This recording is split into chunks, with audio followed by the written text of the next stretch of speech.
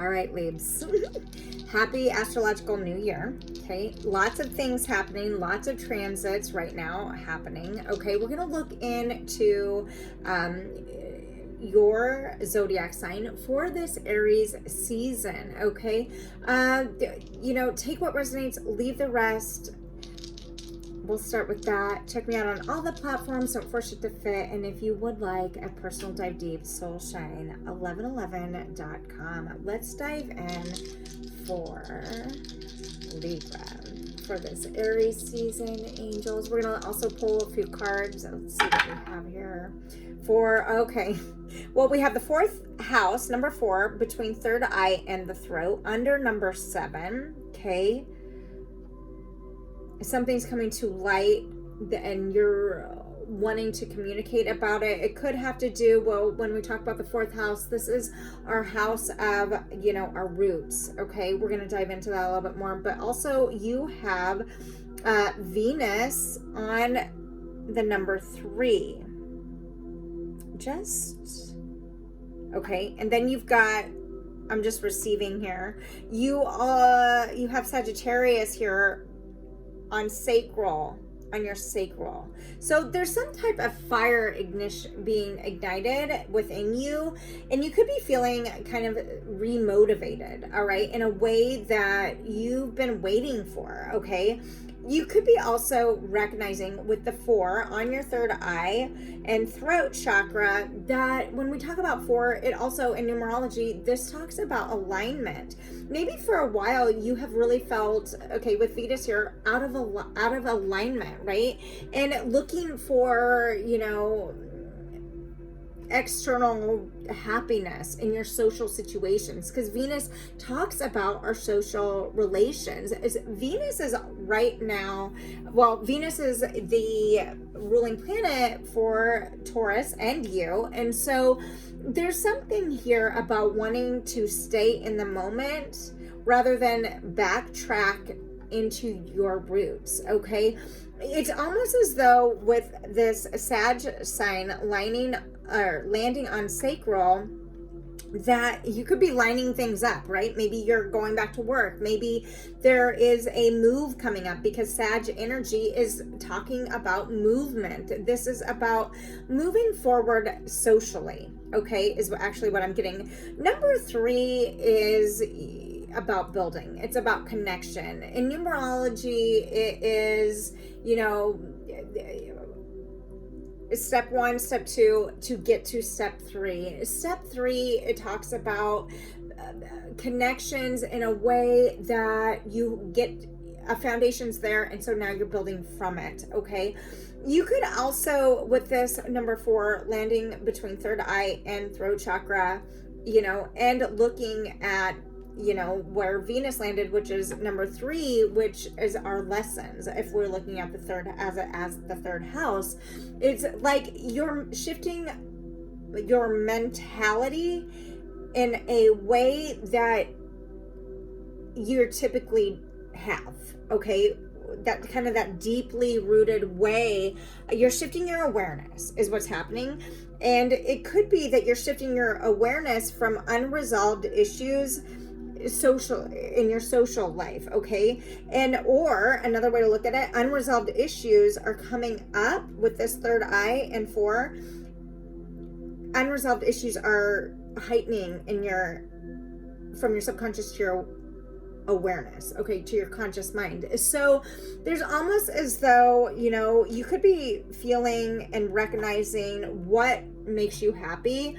And if you've looked externally out, for that happiness, you're now realizing that everything that need to make you happy is actually inside of you. Okay, with this third eye opening, there is this energy also of wanting to avoid anything that could distract you and therefore pull you away from this passion that's being reignited for you. I lifted this up and it's on the sacral, but it's also right underneath one. So there's an opportunity here that could be coming in for you, Libra, during this Aries season. Number one is our face, how others view us. Just make sure, and with Venus here, that you're being authentic to yourself, so that anything external of you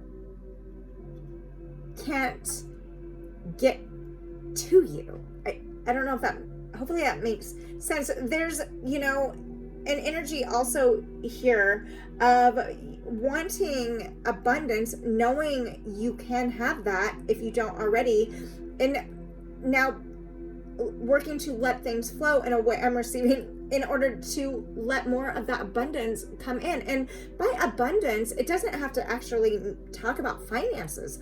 You've got Venus here. So abundance anyway isn't always about finances, right? In fact, we're finding that abundance actually comes within and is external of anything financial, right? So I think that many of you could be, really working.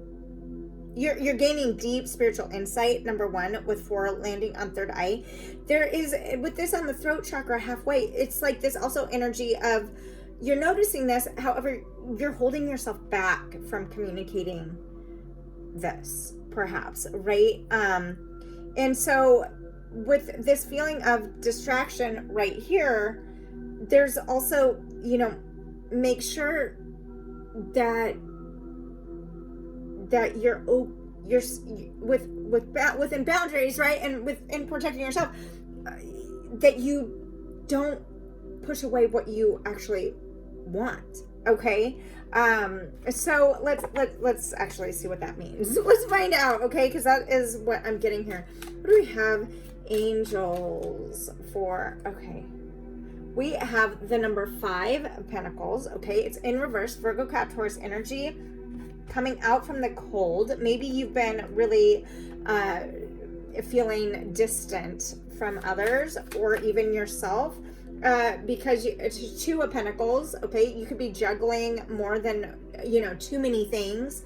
Okay, also you could be letting something go that's been really turbulent to you, that has kept you feeling out in the cold, right? Whether it be out in the cold from who you are, who you want to be, the direction you want to go. You're no longer wanting to, you're overcoming this rocky road, if that relates to you.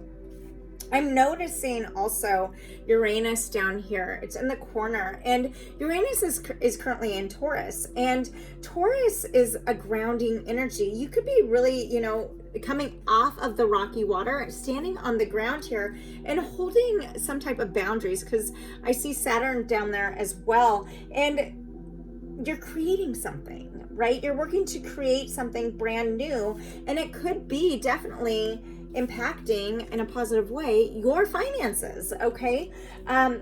So, the thing about the 5 of Pentacles is when it's upright, these people are out in the cold and they are choosing to look away from this warm entrance, this warm window, this door that they could go in and get warm. So now with this in reverse, this tells me that you are recognizing whatever this is, however that's relatable to you.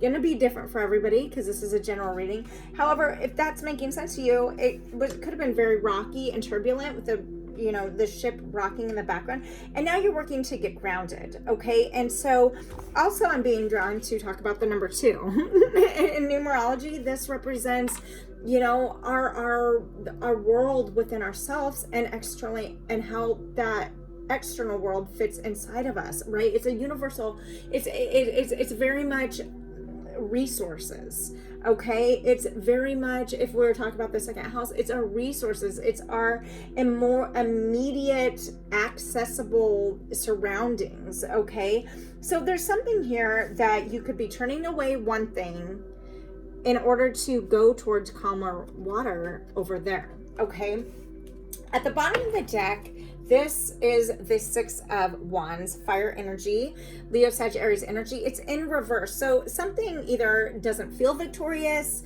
or you're working, you could be going through what we call like the dark night of the soul. And this happens multitude amounts in our lifetime. Okay. You are awakening to something. The four landed on your third eye.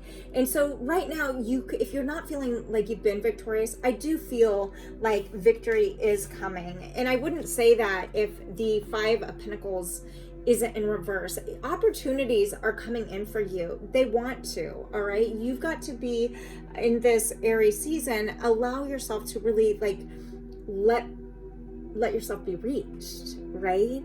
Don't turn away what your heart wants, socially or within, because you're so hell-bent on distracting yourself from what you really want, right? I don't know if that came out if that came out clear. Maybe that's relatable to you. Maybe you're feeling confused. This feels as though don't base your future on what's happened in the past, basically, right? With this in reverse at the overall energy. You're working to overcome it, but also make sure you feel through it, okay? So you're recognizing what's not been sustainable in your life.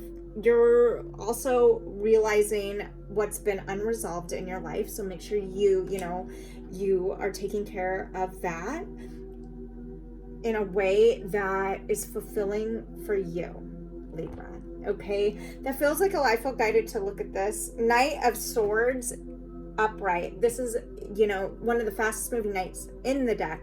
This is about behavior. It's about communication.